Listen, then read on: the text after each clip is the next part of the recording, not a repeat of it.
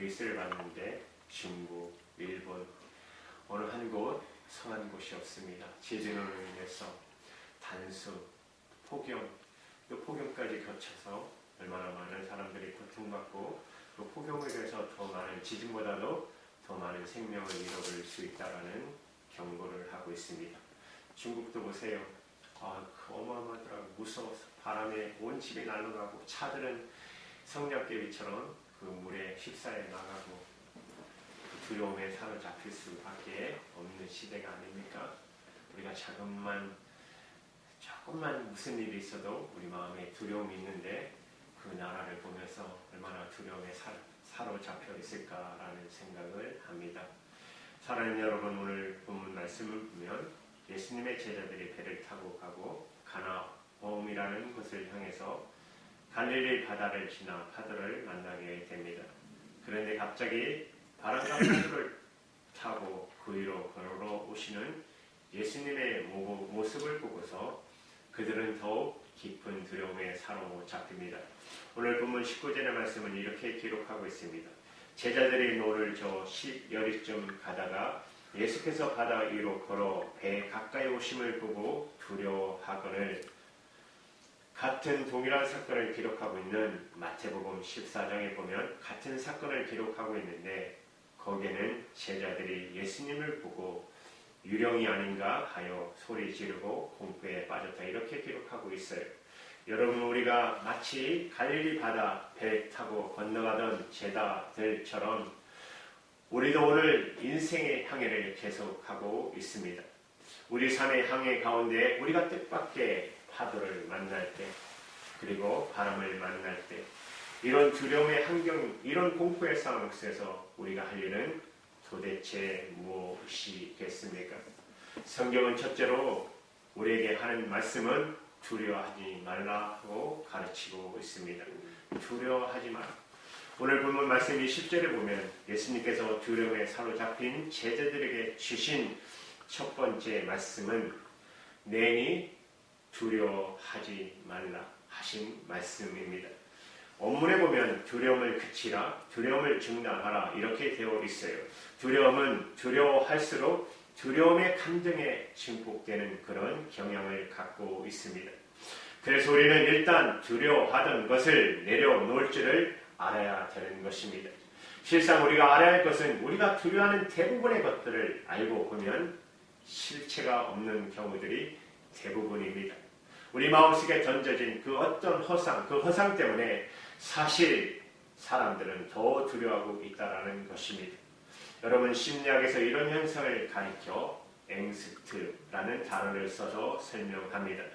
일종의 신경불안증, 우울증이라고 말합니다. 그리고 이런 것들은 실제로 어떤 대상과는 무관한 것인데 우리는 여전히 두려워하고 있다는 것입니다. 그럼에도 불구하고 이 감정은 어떤 대상에도 고착될 수가 있어요. 그리고 우리들의 마음은 일어날 수 있는 가능성 가운데 언제나 최악의 삶을 가정하고 미리 두려워하고 미리 불안해하고 미리 공포에 사로잡히는 것입니다. 그래서 많은 경우 어떤 위험이나 어떤 실체의 공격이 없는데도 불구하고 우리는 우리 안에서 일어나고 있는 내적인 불안으로 말미암아서 우리 스스로 우리의 감정을 마비시키고 그리고 신체적인 고통을 초래하고 있다는 것입니다. 오늘날 많은 사람들은 분명한 이유도 없이 슬퍼하고 분명한 이유도 없이 불안해하고 분명한 이유도 없이 초조해하고 분명한 이유도 없이 두려워하며 살아가고 있다는 거예요. 이것이 바로 앵스트 현상, 신경불안증, 우울증이라는 것입니다. 여러분, 우리 팬데믹을 지나지 않았습니까? 팬데믹 때 코로나 전염병으로 죽은 사람들보다 그로 인한 염려와 불안, 공포로 인해서 더 많은 사람이 염려와 불안, 두려움으로 죽었다라는 사실입니다. 즉, 우리 안에 일어나고 있는 염려, 걱정, 불안, 공포 이것이 훨씬 더 많은 사람들을 죽이고 있다는 것입니다. 그래서 성경은 끊임없이 염려를 그치라고, 걱정도 그치라고, 두려움도 내려버리라고 우리에게 말씀하고 계십니다.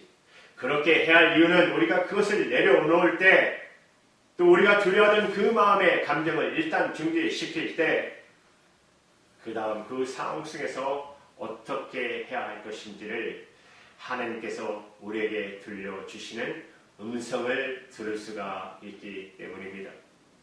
여러분, 어떤 부자 사람이 톱밥 공장을 하고 있었는데 톱밥으로 가득 채워진 창고 주인이 어느 날 아침에 들어갔다가 거기서 자기가 아주 애지중지하던 옛날 기억이던 시계를 잃어버렸습니다. 톱밥 속에 빠져 들어갔으니까 여러분 생각해 보세요. 찾을 수 있을까요? 그 수많은 톱밥 속에, 창고 속에 그 요만한 시계 하나 찾는 것. 그런데 주인은 자기가 고용한 일꾼들에게 시계를 찾는 사람에게 내가 큰 상급을 주겠다고 상급을 걸었지만, 여러분 생각해 보세요. 그 톱밥 속에 그 시계를 찾는 것. 일꾼들이 찾았지만 찾지 못했어요.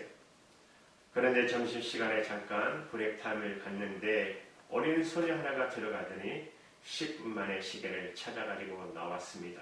이상하지 않습니까?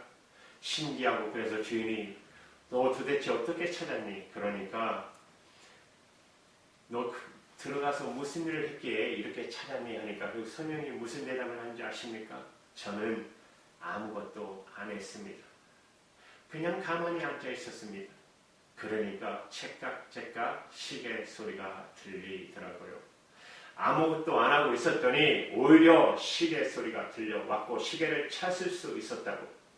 여러분, 때로는 우리가 말할 수 없는 공포 속에 사로잡혀 어쩔 줄 몰라 할 때 하나님이 주시는 첫 번째 어드바이스는 이겁니다. 제발 아무것도 하지 마. 제발 가만히 있으라고. 법석 떨지 말라고.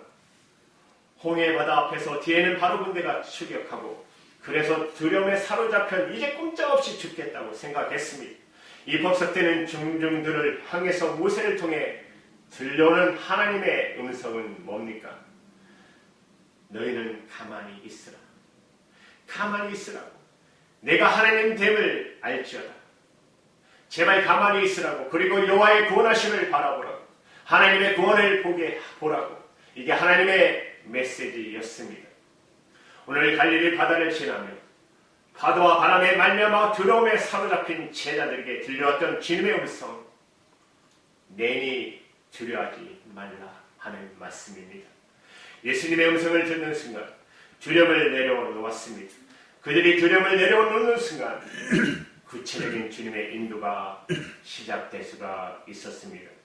오늘 무엇 때문에 두려워하십니까? 무엇이 여러분과 저를 두려움의 공포 가운데 사로잡고 있습니까?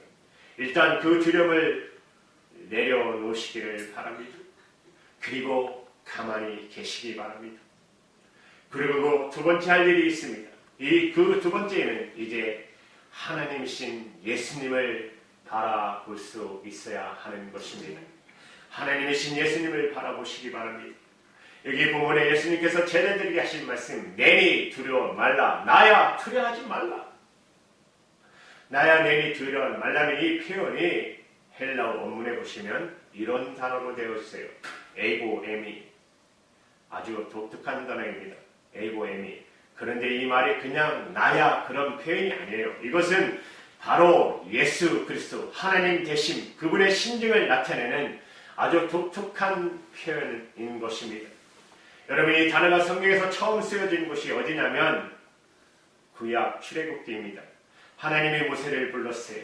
모세에게 내 백성을 출애굽시키라고 어마어마한 소명이 떨어졌어요. 그 소명을 받은 모세가 하나님께 뭐라고 말해요? 저는 못합니다. 저는 입술이 굳어 말도 제대로 못하고 그런 능력도 없습니다. 그런데 모세가 하나 질문이 있어요. 나에게 그런 명령을 하시는 당신은 도대체 누구십니까? 당신은 어떤 신이십니까? 내가 그것부터 알아야 그 다음에 뭐라도 할 수가 있지 않겠습니까? 그때 하나님께서 모세에게 당신이 누구인가를 계시하십니다. 하나님의 대답이 뭡니까? 유명한 대답, 출애굽기 3장 14절입니다. 나는 스스로 있어서 있는 자라. 나는 스스로 있는 자라. 하나님은 영원부터 계신 분이십니다. 영원히 존재하시는 분, 언제나 계신 분, 또 그분의 존재를 위해 누군가 필요할까 없는 분, 스스로 자존하시는 분, 나는 스스로 있는 자라고. 이것이 하나님의 선언입니다. 바로 똑같은 표현입니다. 에고엠이 나는 스스로 있는 자야, 공포에 사로잡힌 제자들에게 나타난 주님이 하신 말씀은 나야, 에고엠이 나는 스스로 있는 존재야. 누구의 도움이 필요하지 않는 절대자라는 거예요. 여러분, 요한복음에 7번 이상 이 표현이 계속 등장하는 것을 보게 됩니다. 요한복음은 예수님의 신성을 증명한 복음서입니다. 여러분, 이것이 무슨 표현입니까? 그래서 요한복음의 기록의 목적은 예수님의 신성을 증명하는 것, 그분은 신적인 능력을 가지신 분이라는 것, 그는 그냥 뛰어난 인간이 선지자 이 정도가 아니라 그분은 하나님이라고 선언, 이것이 요한복음의 증언이라고, 예수님의 실체라는 것입니다. 여러분, 요한복음에는 예수님의 기적의 대표적인 7가지가 등장합니다. 그 기적은 다 어떤 메시지를 갖고 있습니다. 그래서 그냥 기적이 아니라 표적 또는 사인, 미라클이라고 하지 않습니까? 7가지 사인, 미라클이 등장하는 것이 요한복음 7가지 기적 중에 기록의 목적은 한결같은 것입니다. 예수님의 신성을 증거한 것입니다. 여러분, 첫 번째 표적이 뭡니까? 갈릴리 가나 혼인잔치에서 물을 포도주로 바꾸신 그 예수님은 어떤 분이십니까? 물을 포도주로 실적으로 변화를 가능케 할 수 있는 신적인 분, 그분이 바로 예수님이십니다. 바로 이 선언을 하신 것입니다. 두 번째 표적은 왕의 신의 아들이 예수님을 찾아왔습니다. 내 아들 고쳐달라고. 내 아들은 저기 집에 있다고. 멀리 떨어져 있었어요. 예수님이 안 가셔도 된다고. 내 아들이 살아났다고 말씀하시는 그 순간 치료가 되었다는 것이에요. 거리와 공간을 초월해서 일하시는 신적인 분, 이것이 두 번째 표적의 메시지입니다. 세 번째 표적은 베세다 연못에서 38년 된 병자를 고쳐주셨습니다. 그 오랜 세월 병을 앓았던 이 사람, 그러나 예수님의 말씀 한마디로 그는 고침을 받았습니다. 시간을 초월해서 일하시는 그 하나님, 그 예수님, 이제 더 나가서 네 번째 표적은 여러분 너무나도 잘 아시는 오병이의 기적. 1만 명 이상, 남자 5천 명이니까 1만 명 이상 군중들이 굶주리고 있었어요. 그런데 오병이와 어린 아이 도시락 하나로 그들의 모든 필요를 채워주신 바로 그분은 인간이 가진 수량의 문제도 얼마든지 해결할 수 있는 신적인 분, 그분은 질적 변화뿐 아니라 양적인 문제도 언제든지 해결할 수 있는 신적인 분을 증거한 것입니다. 그리고 다섯 번째 표적, 그것이 바로 오늘 본문의 말씀입니다. 다섯 번째 표적은 파도와 풍랑을 잠잠하게 하시고 당신의 제자들을 감어 나무로 도착시키던 바로 그 주님, 파도를 다스리고 풍랑을 다스리고 다시 말하면 자연로 다시 이르는 신적인 능력을 가지신 분. 여러분, 본문의 결론이 뭡니까? 같은 사건을 다루고 있는 마태복음 14장 31절의 말씀을 같이 읽겠습니다. 시작. 예수께서 배에 오르셨습니다. 오르자마자 바람이 그쳤습니다. 바람도 그분에게 복종했습니다. 바람을 다스리는 그분, 바로 그런 신적인 능력을 가지신 바로 그분. 그렇습니다. 바람도 파도도 다스리시는 바로 그분이 지금 두려움에 사로잡힌 제자들 곁에 다가오셨습니다. 그리고 말씀하십니다. 내니 두려워하지 말라. 내니 두려워하지 말라. 여러분, 마태복음 14장 27절에는 이 말씀에다가 예수님께서 한 말씀을 더 하셨다고 한 단어가 첨부되어 있습니다. 안심하라. 내니 두려워하지 말라. 한 단어가 더 첨부되어 있죠. 안심하라. 안심해. 나야 두려워하지 말라고. 안심해. 나야. 아니, 어떤 사람이 와서 생각해 보세요. 나야 그러면 뭐라고 하겠어요? 네가 뭔데 그럴 거 아니에요. 우리는 그 전에 그렇게 말씀하시는 그분이 예수님이라면 안심해. 나야. 파도도 바람도 다스리시는 바로 그분, 전능하신 그분, 안심의 나야 파도와 바람을 다스리는 그분이 내게 다가오셔서 그렇게 말씀하실 때 그것은 제자들에게 얼마나 용기와 위로와 능력이 되었겠습니까? 사랑하는 여러분, 그렇습니다.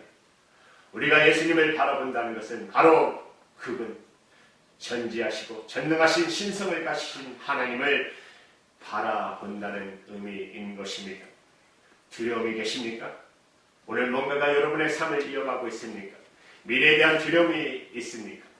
무엇이 여러분과 저를 두려워하고 있게 만듭니까? 우리의 두려움의 대상이 무엇이든지 그분이 우리에게 다가오셔서 말씀하신다면 사랑하는 여러분, 우리는 두려움을 내려놓을 수 있습니다. 두려움의 자리에서 일어날 수가 있는 것입니다. 그러므로 그 전능하시고 전지하신 하나님, 그 예수님을 지금 바라보시기를 주님의 이름으로 축원합니다. 그분만이 해답이십니다. 그분만이 소망이십니다. 그분만이 구원이십니다. 그분을 바라보십시오. 우리가 두려움을 정복하고 인생의 항해를 앞을 향해서 전진시키기를 원한다면 여러분 꼭 기억하여 하셔야 됩니다. 그것은 예수님을 우리의 삶 속에 초대해야 한다는 것입니다. 요한복음 6장 21절 말씀을 같이 읽겠습니다. 시작. 예수께서 배로 영접하니 배는 거두에 들려가려는 땅에 이르렀더라. 두려워하던 제자들은 마침내 흔들리는 그들의 배전에 예수님을 초대했습니다. 예수님을 받아들였습니다. 그러자 바람은 그쳤습니다. 그리고 그들은 그들이 가고자 했던 목적지로 갈 수가 있었습니다. 사랑하는 여러분, 저와 여러분, 아니 모든 크리스찬들은 우리 모두의 인생에 향해서 오늘날 예수님을 우리의 향해서로 우리의 주님으로 우리의 선장으로 모셔드리는 사람들입니다. 맞습니까? 우리 시대의 사람들이 생각을 지배하고 있는 가장 보편적인 사상 하나가 있다면 영성가이며 기독교 철학자인 세이코 목사님은 이것은 어떤 이단보다 더 위험한 이단인데 이것이 오늘 우리 시대의 모든 사람들의 생각을 지배하고 있다고 말합니다. 그것의 정체는 세속적인 인문주의입니다. 이 세속적 인문주의 사상을 대표하는 선은 우리도 모르게 우리가 주장하며 살고 있는 중요한 모토가 있습니다. 나는 내 운명의 주인이고 나는 내 영혼의 선장이다. 이 모토는 원래 윌리엄 헨리라는 영국 시인의 한 대목에서 오토 나온 말입니다. 여러분 들어보셨죠? 멋있는 말인 것 같잖아요. 그런데 가장 위험한 말입니다. 기독교의 복음은 기독교 복음은 이 선언에 대해서 아닙니다. 선언한 것이 기독교의 복음인 것입니다. 인생의 항해길에 어느 날 예수님을 만난 순간, 하나님이신 예수님을 만난 순간 우리는 나는 내 운명의 주인이고 나는 내 영혼의 선장이다 하는 이 모토 선언을 폐기합니다. 그리고 우리는 모두 이렇게 고백하기 시작한 사람들이 아닙니까? 아닙니다. 그 말은 틀렸습니다. 내 운명의 주인은 내가 아닙니다. 나는 내 운명의 주인도 아니고 나는 내 영혼의 선장도 아닙니다. 아니 한때 나는 내가 내 운명의 주인인 줄 알고 내 영혼의 선장인 줄 알고 내 마음대로 살아봤습니다. 그러나 그것은 혼돈이었고 그것은 불안이었고 그것이 절망이었습니다. 그러나 예수 그리스도를 인격적으로 영접한 그 순간부터 이제는 예수 그리스도 오직 그분만이 내 운명의 주인이시고 예수 그리스도 오직 그분만이 내 영혼의 선장이십니다. 아멘이십니까? 아멘. 이게 바로 우리 그리스도인의 고백인 것입니다. 오늘 말씀은 요한복음 6장 1절부터 15절까지 이어지는 말씀입니다. 요한복음 6장 1절 15절까지 본문 앞서 나오는 내용이 무엇입니까? 여러분 유명한 오병이의 기적의 내용이 아닙니까? 그리고 그 다음에 바로 파도와 바람을 잠잠하게 하시고 제자들이 타고 있는 배를 목적지에 도착시키는 주님의 결론은 어떻게 납니까? 똑같은 결론을 여러분 마가복음 6장 51절 52절에는 말씀 한번 같이 읽겠습니다. 시작. 배에 올라 그들에게 가시니 바람이 그친지라 제자들이 마음에 심히 놀라니 이는 그들이 그 떡을 떼시던 일을 깨닫지 못하고 도리어 그 마음이 둔하여져 스미러라. 본문의 사건 전의 사건이 여러분 오병이의 사건이에요. 바로 몇 시간 전 오병이의 기적을 행하실 때 제자들도 그 자리에서 주님의 신적인 능력을 같이 경험하지 않았습니까? 오병이의 보리떡 5개와 물고기 2마리를 가지고 5,000명 이상, 10,000명 이상 먹이는 이 놀라운 기적을 봤어요. 아, 저거는 하나님이시구나. 우리가 따르던 분이 메시아구나. 주님의 전능성과 전지성, 신성을 직접 체험했어요. 그분의 능력을 충분히 체험하고 묶어간 사람들이에요. 그런데 잠시 후 얼마 되지 않아 그들이 타고 가는 배가 풍랑을 만나고 파도를 만나자 여러분 보십시오. 그들은 다시 두려워하고 다시 불안해하고 다시 불신과 공포에 사로잡혔습니다. 이것이 바로 그리스도인이 되었지만 여전히 연약한 인생의 모습이 아니겠습니까? 그래서 방금 읽은 마가복음에서 성경은 기록하기를 제자들이 조금 전에 떡을 떼시고 예수님이 떡을 떼시고 5,000명을 먹이던 기적을 행하시던 그 일을 벌써 잊어버렸다. 이렇게 말합니다. 벌써 그들의 마음이 둔하여졌다고. 사랑하는 여러분, 지나간 날 저와 여러분의 기도를 응답하시던 그분을 잃어버리셨습니까? 나에게 기적을 보여주셨던 그분을 잊어버리셨나요? 내 마음속에 내 인생의 목적과 삶의 빛을 주시던 그분을 잊어버리셨습니까? 그리고 오늘의 환난, 오늘의 두려움, 파도 속에 나는 두려워하면서 다시 우리는 공포에 사로잡히고 있는 것입니까? 이것이 우리들의 삶의 모습이 아니겠습니까? 그러므로 내가 10년 전, 20년 전, 30년 전 예수님을 영접했어요. 그 고백 하나 가지고 우리 인생 신앙생활을 할 수 없어요. 내가 10년 전에 20년 전에 어릴 적에 예수님, 그 예수님 나의 구주로 내게 오셨지만 중요한 것은 오늘 이 순간입니다. 그 예수님이 내 삶의 환경 속에서 주인이 되어 계십니까? 우리는 그 예수님을 영접해놓고 그분을 잊어버린 것은 아니십니까? 예수님 없는 것처럼 살고 있지는 않으십니까? 그래서 오늘의 환난, 오늘의 파도, 오늘의 이 바람 속에 나는 주님을 다시 모셔드리고 주님 바로 이 순간 다시 한번 나를 다스려 주시고 개입하셔서 나를 도와달라고 그분 앞에 이렇게 매달릴 필요가 있지 않겠습니까? 사랑하는 여러분, 그렇습니다. 이제 지나간 내게 오셨던 바로 그분이 오늘 다시 한번 우리 삶의 주인으로 내 삶 속에 역동적으로 일하고 나를 통치하고 나를 다스리시도록 하시기 위해서 그분을 초대해야 할 것입니다. 그때 비로소 우리는 그분의 위대한 신성의 능력, 그분의 살아계신 능력을 체험하게 될 줄로 믿습니다.